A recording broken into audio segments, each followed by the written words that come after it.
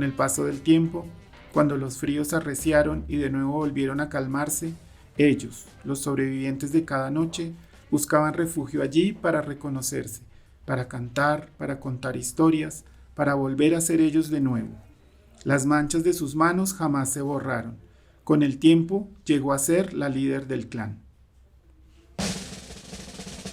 Hola, bienvenidos a Primeras Impresiones versión 2023. Este es un espacio en el que conversamos con autores, ilustradores y editores que están haciendo cosas muy interesantes en el panorama literario colombiano actual. Primeras Impresiones es un programa traído a ustedes gracias a la colaboración de la Cámara Colombiana del Libro y de Artes y la Biblioteca Luis Ángel Arana.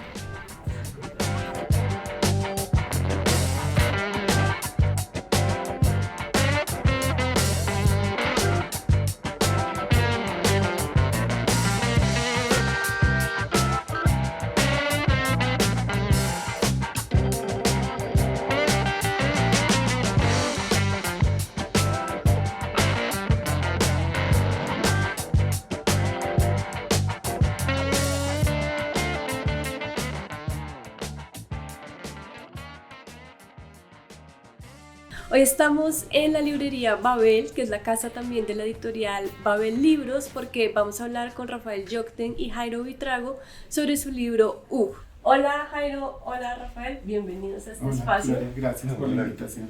Muchas gracias. Bueno, estoy muy emocionada de hablar con ustedes. La verdad es que yo leo muy poco literatura infantil y juvenil y cuando llegué a este libro pues me pareció maravilloso, me pareció muy poderoso lo que hicieron, un trabajo muy arduo también, como vamos a hablar ahora. Y hay algo que me parece muy bello y que siento que en el centro de este libro está el poder de la imagen y de los relatos, como que al final eso es lo que queda en el centro y me pareció que eso también reflejaba un poco el poder del libro álbum, ¿no? Como que el libro álbum trata esta conjunción entre imagen y relato y me parecía como interesante comenzar a hablar con ustedes sobre esto, como el huevo y la gallina, ¿qué es primero? ¿El trabajo de Rafael, el trabajo de Jairo o van juntos de la mano? ¿Cómo se sientan ustedes a pensar esta colaboración?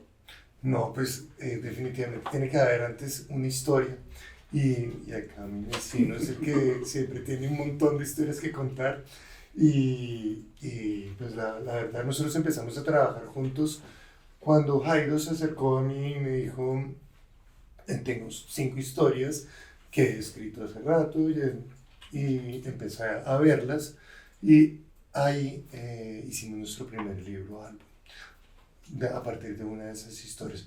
Entonces sí, las arranca Jairo siempre. ¿Cómo arranca?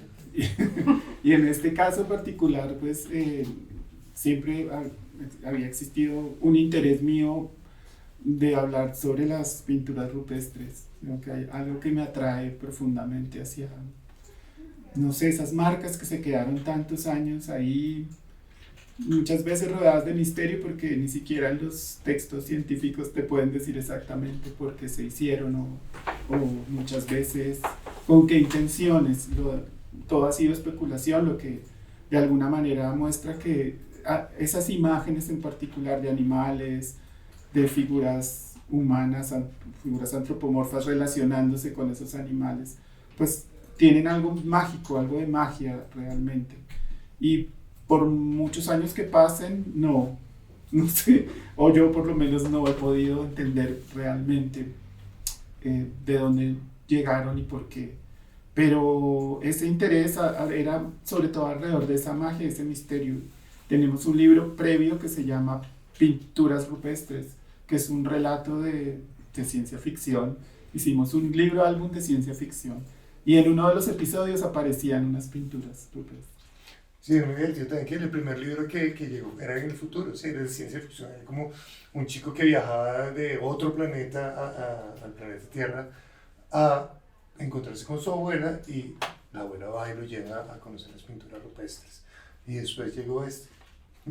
Es el comienzo de... Sí, como que se han encadenado muchas. También una novela que publiqué en Chile con Erdosaín, es una novela, yo digo, para niños, que se llaman Los Bisontes, también aparecen en pinturas rupestres, en un pequeño episodio, uno de los capítulos del libro. Entonces como que ya había una idea previa en donde yo quería desarrollar ya como una, digamos, es nuestra teoría, es nuestro Pleistoceno, ¿no? Sobre cómo, quién y cuándo alguien decidió trazar esa primera línea sobre la piedra y contar una historia. Y lo que me parece muy interesante con esto que están diciendo es que las pinturas rupestres pues están ahí como dando el germen de la civilización humana tal vez, pero también eso pone el ojo en lo gráfico y el componente gráfico de este libro es impresionante. Entonces pues yo quería preguntarte a ti, Rafael, ¿cómo llegaste a esta técnica que es pues la del grafito? ¿Cómo llegaron a esta paleta de colores también? ¿Por qué una técnica tan demandante? Y no sé si Jairo, como que cuando Rafael estaba haciendo esas ilustraciones, ¿tú le dabas algún tipo de feedback o le decías como no, por aquí no es, más mamuts, más bisontes, no sé cómo funciona eso? Entonces, como quisiera que me Mueve contaran ese bisonte hacia la izquierda. después de 8 horas de Sí, trabajo. de sacar los pelitos.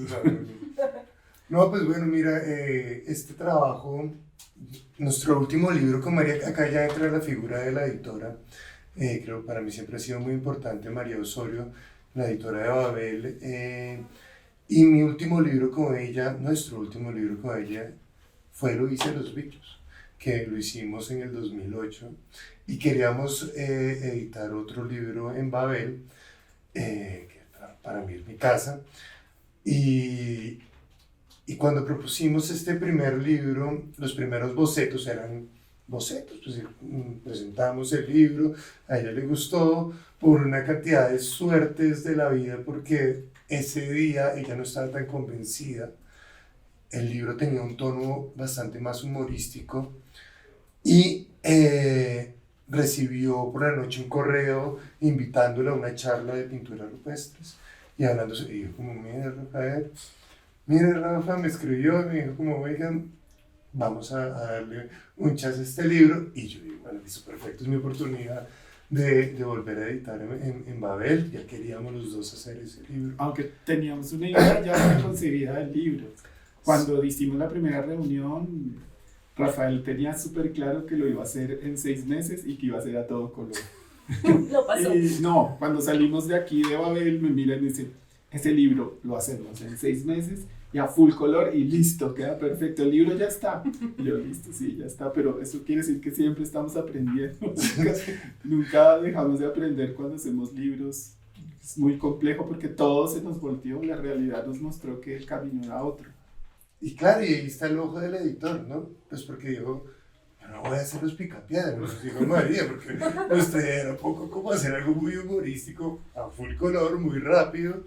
5 años después de muchos ensayos y pasar por muchas técnicas, por técnicas digitales, yo durante muchos años estuve trabajando digitalmente y al hacer este libro volví a lo más básico, a lo básico que es un lápiz, el grafito, y ahí encontré de pronto este lenguaje, estos grises, esta sutileza en el trazo que me dejó narrar esta historia y que empezó de pronto estas imágenes a apoderarse del lenguaje del libro de tal forma que, no sé si Jairo quiere contarlo o no, el texto desapareció.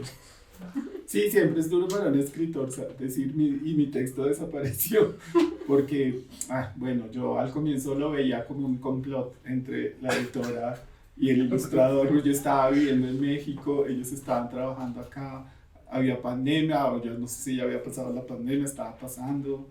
Rafael se había recluido a ilustrar y ahí te contesto la pregunta que hiciste antes, si yo le decía algo. Ya era tanto su dominio de la técnica del grafito que simplemente nos mostraba la ilustración terminada. Y María y yo solo nos llamábamos para decir, Lloraban. wow. Sí, llorar o decir, wow, no, o sea, ¿qué más le podemos decir? No, está haciendo su libro. Siento que eso también es algo que teníamos que decir. El libro de Rafael fue un proyecto también en el que él se involucró al punto de hacerse casi un monje de clausura para dibujar, que es algo que los ilustradores ya no hacen tanto. Sí, no lo hagan. Hay problemas de salud. Sí, hay problemas de salud. Yo terminé con dolores de espalda. Pues bueno, yo cuando empecé a hacer este libro, pues yo no tenía gafas. Yo tenía una mejor visión y claro, es un libro muy detallado y me tocó ponerme gafas en un punto porque ya no veía. Y pasaron 5 años y claro, y llegó y la pandemia y bueno, y un accidente también que tuve en un punto con un gato que me arañó el ojo y casi pierdo el ojo, entonces me han hecho pasar muchas cosas al momento de hacer un libro tan complejo y pues bueno, pues al final de cuentas quedó un libro que como dice Jairo yo lo siento muy propio y gracias a Jairo y también a María que pues me dieron esa libertad de apoderarme totalmente de esta historia.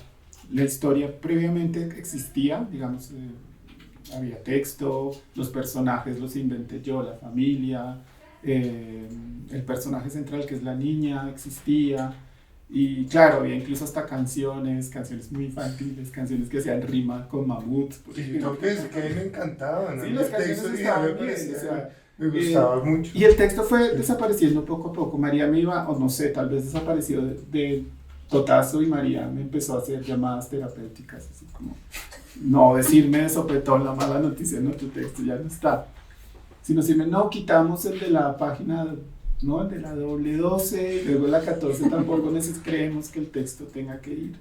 Y yo muy tranquilo, no, está bien, esas pausas, ¿no? Que tú lees y luego sí, ¿no?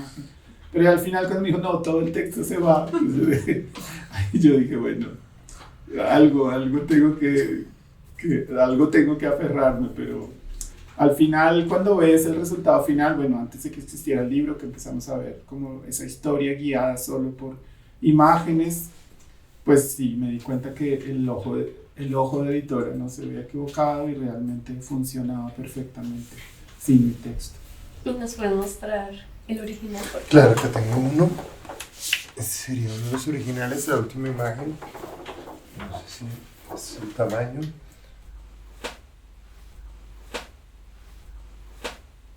Y con respecto a hacerlo en grises también, creo que fue una gran decisión.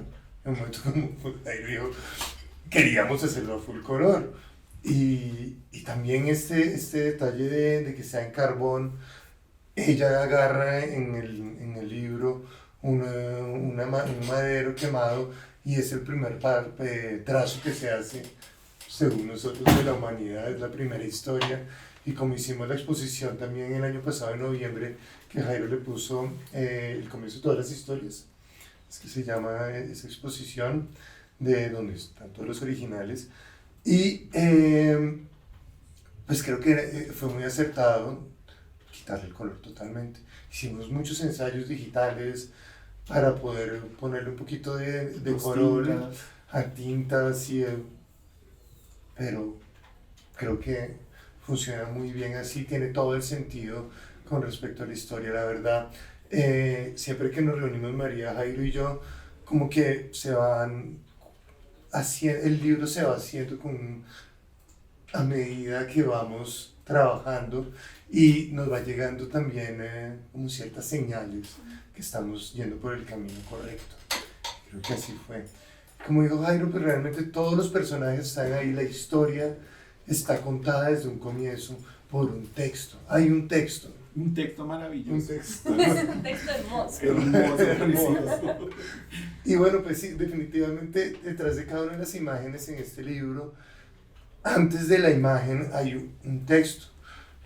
Y eso es clave. Uno no puede, pues bueno, en mi caso, y creo que todos los libros, álbum, tienen un texto que puede llegar a desaparecer, una historia que puede llegar a desaparecer detrás de las imágenes. Y pues bueno, eso es lo primordial. Me parece muy interesante esto porque creo que sí hay un reto en hacer un libro sin texto, sobre todo para los lectores, y como me interesa mucho saber cómo lo han recibido los lectores. Este libro se ha traducido a muchísimos idiomas, hay un montón de ediciones. Quiero saber qué ha pasado con esa recepción. Bueno, el libro cuando salió como que no se esperaba que saliera un libro así, pues con esas características. Ediciones Ecaré, que es esta editorial venezolana tan querida por nosotros con tantos años, ahora están en Barcelona, lo quiso publicar inmediatamente. También nuestra editorial en Canadá, que es Greystone Books, con Patricia Aldana, se enamoró del libro, se lo llevó para Canadá y Estados Unidos. Le cambiaron el título de book por Everything Afterwards, Everything Was Different, que es una de las frases, de las únicas frases que quedaron, mi legado en esas frases, pequeñas, cortas frases. Y justo con los niños ha sido muy divertido. Ayer estuve firmando los libros en Neiva con niños de primaria y uno me decía, ¿por qué lo hicieron en blanco y negro? Y ellos mismos se responden, ¿no? Pues para que se vean bien los pelos de los animales, mira, y se mostraban entre todos. Yo ya al final los dejaba hablar. Otro niño dijo que era en blanco y negro porque en esa época la vida era en blanco y negro. Y me pareció, no, o sea, no encontré ninguna falla en su lógica. Y ha sido una recepción buena en el sentido que los niños se enfrentan a un libro muy particular en el que están viendo una historia en la que tienen que leer las imágenes y seguir como esta pequeña odisea, pequeña gran odisea de esta familia para llegar a su hogar. Pienso que es como una historia como atemporal también, ¿no? Pudo haber pasado con una familia migrante de ahora, una familia que cruza el desierto entre México y Estados Unidos, o que cruza el estrecho del Darién. También cuando el libro salió, era justo, cuando Rafael estaba terminando, estábamos en este momento de efervescencia social acá en Colombia. La ilustración del oso, en la cacería del oso, María Osorio la comparó con esa foto de los chicos tirando piedras contra las tanquetas de policía, y como que el libro ya lo esperaba mucha gente desde antes que saliera. Eso no nos había pasado con ningún libro, como que se creó una expectativa bastante particular alrededor. La exposición, tampoco se había hecho una exposición de un solo libro, además infantil.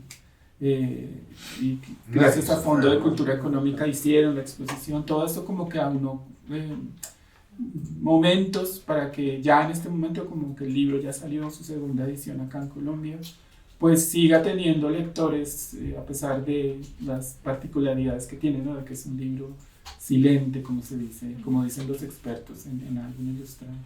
Algo que me llama mucho la atención de las colaboraciones que ustedes han hecho antes es que siempre la protagonista es una niña, y eso me parece pues muy hermoso y sobre todo muy transgresor, porque en este caso es una niña quien hace el primer trazo del primer dibujo que se hace en la humanidad. Entonces quiero preguntarles por eso, porque niñas, y si ven lo poderoso que hay detrás de ese gesto.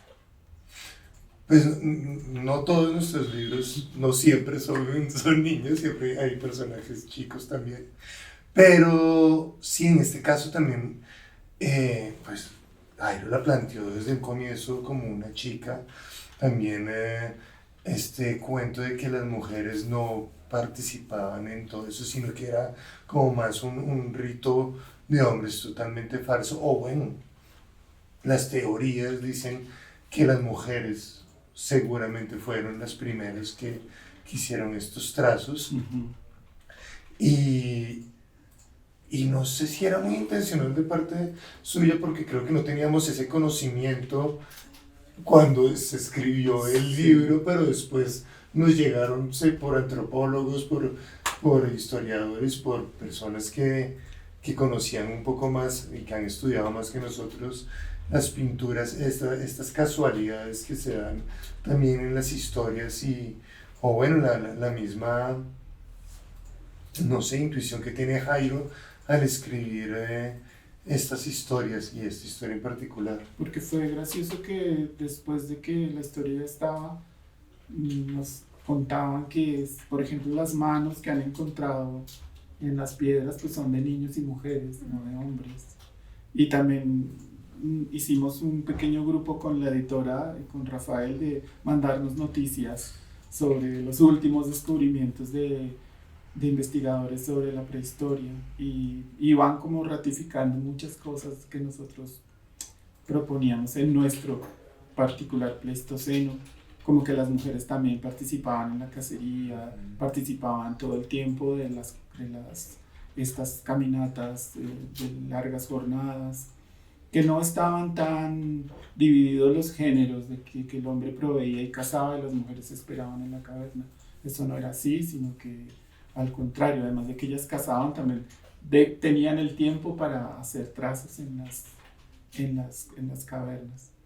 Obviamente también muchos científicos, sobre todo cuando el libro salió en Inglaterra, nos regañan todo el tiempo. Pero igual ya entendemos ¿cómo se llama ahora?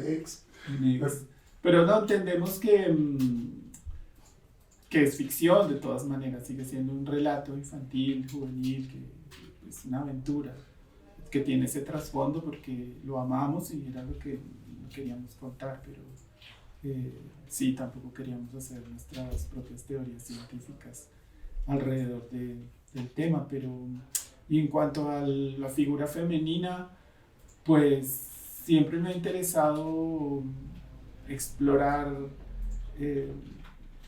la fuerza que tienen las mujeres frente a las situaciones. Y eso comenzó desde Camino a Casa, que fue nuestro primer libro, que es una niña que tiene como esa fuerza. Y no sé por qué, pero Eloísa, que es el siguiente libro, Eloísa de los bichos, también es una niña que se hermana mucho con la niña de Camino a Casa. Hemos tratado de alternar niños y niñas, pero nos salen más las niñas que los niños. Sí, los libros exitosos aparte son los de las niñas. Son los de las niñas. Los de los niños ya están por allá. Sí, los de los niños salen del mercado, no, mentira. Pero no sé, no ha sido también creo que pues, los dos estamos en una familia de mujeres. Sí, nacimos, sí, con una influencia más femenina que masculina, seguramente, eso también. Y mujeres fuertes y mujeres también que... Sí, que son las que llevan las riendas en muchos casos. Igual fue lindo saber que este libro en el que la chica desde niña empieza la chica protagonista me refiero, que empieza a ver el mundo también con unos ojos distintos. Me gustó siempre imaginar que quien vio ese mundo con ojos distintos fuera una niña, que tal vez era el eslabón aparentemente más débil de una familia en la que las jornadas de vida eran terribles cada día, ¿no? De hecho, el libro comenzaba con una frase que decía, era muy difícil vivir en el Pleistoceno, que bueno, aparentemente en su sencillez pues decía algo como muy cierto, que creo que ninguno de nosotros sobreviviría ahora en el Pleistoceno. Y hay algo que me parece muy poderoso también del texto, y es que al final termina, digamos, la última frase del libro creo es como ella sería la líder del clan, ¿no? Y eso también me parece muy, muy bonito porque es muy sugerente y abre el espacio pues para que el lector imagine el futuro de esa niña, y eso me gustó mucho y quería preguntarte por eso, como por esa búsqueda, porque el lector también termine esa historia. Uno siempre que termina una historia quiere pensar en el futuro, ¿no? En los personajes. Con Rafael siempre hablábamos de hacer una segunda parte de Camino a Casa, porque pensamos que la niña se quedaba como en un limbo, no se sabía qué más podría pasar con ella, con su papá ausente. Y en este caso, cuando, bueno, el libro, como ya hemos dicho varias veces, no tiene texto que acompaña las ilustraciones, para completar, digamos, esa dificultad para mí como escritor fue la llamada que recibo de María Osorio después de que el libro ya está a punto de irse a imprenta y me dice que necesita un texto final. Y yo le dije le dije al principio que no, que el libro estaba bien así, que me gustaba ese final de ellos abrazándose. Me dijo, María, no, necesita un texto final que sea como un epílogo de toda esta jornada tan épica que acaba de narrar Rafael. Y nada, creo que es uno de los textos más difíciles que he escrito porque... Pues sí, no sabes cómo sufría todas las noches, me llamaba, me escribía, porque pues él ya había escrito un texto, el texto ya estaba finalizado y tenía que hacer otro texto con otro tono sobre todo. Entonces también encontrar ese tono y ese nuevo texto fue muy complejo para Jairo. Y la verdad, sufrió mucho, cosa que tengo que ser sincero, me alegró un poco. Se Porque equilibraron se las cargas. equilibraron las cargas, exacto, tal cual.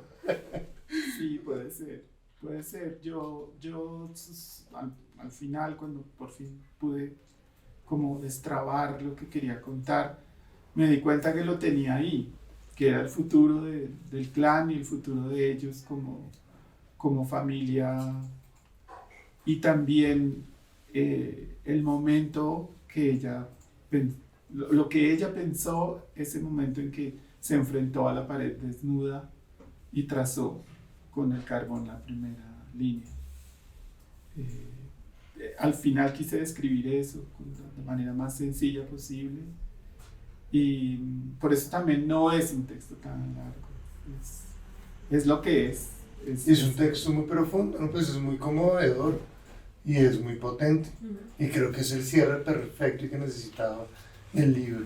Después de una travesía tan visual, esas palabras son un golpe. Sí, creo que hay una Muy pausa, potente. porque sí hay demasiada aventura, es una historia que casi no te da respiro, y ese texto final es un momento de pausa y de pensamiento que me acerca mucho a lo que siente el ilustrador frente a la hoja en blanco y el escritor frente, ¿no?, a la hoja en blanco. Y era describir esos detallitos, como que sus manos quedaron manchadas para siempre después de haber hecho tantos dibujos, su piel impregnada de elementos naturales, era lo que un poco reflejaba también la labor del ilustrador, ¿no?, moderno. O sea, puede ser también un homenaje a los que hacen ilustración, ¿no?, que se dejan la piel muchas veces en los libros. No la mayoría de veces que uno quisiera. Al menos aquí en Babel hay muchos ejemplos de libros que sí hacen eso, que son libros gráficamente muy, muy potentes. Y también creo que habla mucho como de ese momento de leer libros cuando uno es niño, porque ocurre en familia, ¿no? Como que toda esta historia es una historia, me parece a mí, como de lo comunitario, ¿no? Todo el tiempo este clan necesita estar junto para poder sobrevivir, y al final llegan a esta cueva a contarse historias, un poco como lo que ocurre con las familias que tienen hijos y hijas, ¿no? Como que llega ese momento antes de dormir en donde todos se relajan frente a un libro, y eso también me pareció muy, muy bonito. Sí, también nos contaron en algunas de las charlas que tuvimos con expertos, esta vez sí expertos sobre el tema, que muchas de las pinturas que han encontrado en las cavernas están en lugares muy precisos, donde tal vez la resonancia era mejor. Entonces tal vez eso puede ser también una pista que nos deje ver qué pasaba con esas pinturas y qué pasaba con la oralidad al mismo tiempo, ¿no?, y cómo se hermanaban ambos lenguajes. Y otra cosa que me llama mucho la atención es el principio del libro, donde los dibujos son casi todos de animales, ¿no? Como que los humanos aparecen después, que también me parece como una mirada muy aguda también frente a la historia de la humanidad, ¿no? O sea, como los animales, la naturaleza, el planeta ha estado ahí antes que nosotros y es imponente, inmenso. Te quería preguntar por eso, ¿no? Como por ese principio del libro lleno de bisontes y de mamuts. ¿Cómo lo concebiste? ¿Cómo lo pensaste? ¿Si fue más como un storyboard o fue una idea que fue surgiendo a medida que ilustrabas? ¿Cómo pasó eso? Yo siempre trabajo con storyboards y esta narración arrancó así, haciendo sus primeros dibujos de esta cacería. Y pues bueno, pues sobre todo era en ese momento nosotros y los animales estábamos en el mismo nivel, éramos iguales. La especie superior que somos hoy en día los humanos, o que somos hoy en día los humanos, porque tampoco lo creo mucho, pues no era así, aunque ellos en estas escenas tienen sus lanzas, los únicos que están, ellos todo el rato están mirando al piso, ellos no están mirando alrededor, ellos solamente van y cazan, van y comen, ven las huellas tal vez, pero la que está viendo y la que da ese cambio es esta chiquita que está viendo todo lo que está pasando, está analizando, es capaz de utilizar las herramientas de otras maneras. Y es que nosotros siempre decimos como no, la tecnología y los humanos y los animales y acá estamos nosotros, allá están ellos. Y nosotros también al final de cuentas somos una especie de fuerza natural que nos estemos evolucionando y estamos afectando a nuestra manera este planeta Tierra. Y pues bueno, para mí los animales me gusta mucho mostrarlos, me encanta dibujarlos, me gusta ver sus movimientos, sus maneras y tener la posibilidad de dibujar estos seres que se extinguieron, como el megaterio, el tigre de dientes de sable, estos bisontes que tal vez son muy parecidos a los que existen hoy en día, pero eran enormes, estos osos de las cavernas, pues para mí es una dicha como ilustrador y poder mostrar estos terrenos también, pues bueno, para mí es todo un reto y me gusta mucho hacerlo. También como ser humano me asiento un poco más en la realidad y en mi día a día, que también pues yo estoy siempre frente a un computador en una ciudad, muchas veces no salgo tanto porque estoy trabajando y tener la oportunidad de salir, de ver, de investigar y de compararme con estos seres que pasaron, que caminaron también junto a nosotros, pues es una dicha. La escena de la cacería estaba desde el comienzo, estaba como en la historia. No estaba en la historia. Bueno, justamente eso fue lo que cambió todo. Estaba, digamos que escena cambió claro, todo. pero estaba como que querían mostrar justamente eso, que ellos cazaban, que estaba como en el storyboard original, pero Santiago Guevara, que es un ilustrador, visitó a María cuando ella estaba mostrándonos pues estábamos revisando los storyboards y Rafael había dibujado la cacería pues con cinética, con mucha acción, y la única opinión nos gustó mucho que Santiago miró así con ojo de ilustrador y dijo, a esto le falta algo, deberían comenzar con una estampida de bisontes. Y Rafael como que esa frase le quedó y comenzó el libro con una estampida de bisontes.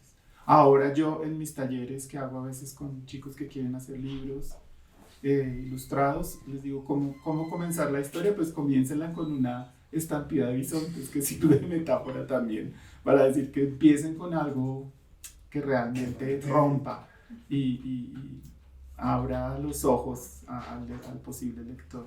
Que es muy chévere porque también es un libro, pues los libros no son auditivos, y esa estampida también uno puede llegar a imaginarse el sonido de todos estos animales en ese silencio, en todo, pues no sé, entonces también es muy bonito ver eso, pasar de ese sonido, de ese ruido, de ese barullo, bueno, todo ese movimiento, a esta escena un poquito silenciosa que están ellos arrastrándose en el pasto para cazar, sigilosos como un tigre.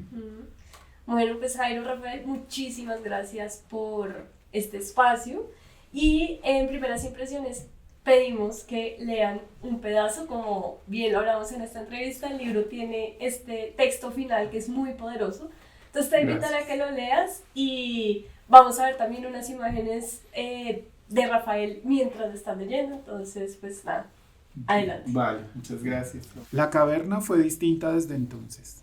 Ella supo cómo acercarse a la piedra, al corazón de la piedra, hacer marcas indelebles, acariciar su superficie. Ella supo, antes que todos, que los pigmentos en la roca eran como las huellas que dejan las manadas. Hizo redonda la testuz del bisonte, hizo girar su brazo en alto para acercarse a la grandeza del mamut, perfeccionó sus rostros, el miedo y la fiereza. Guardó en su memoria lo que avistó fugazmente en el camino. Fue manchando sus manos, con carbón primero, luego con minerales, rojos, ocres. Fue aprovechando la superficie lisa o rugosa de las paredes. Usó minerales triturados, pétalos, granos de polen y bayas.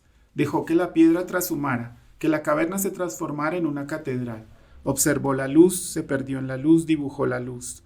Con el paso del tiempo, cuando los fríos arreciaron y de nuevo volvieron a calmarse, ellos, los sobrevivientes de cada noche, buscaban refugio allí para reconocerse, para cantar, para contar historias, para volver a ser ellos de nuevo. Las manchas de sus manos jamás se borraron. Con el tiempo llegó a ser la líder del clan.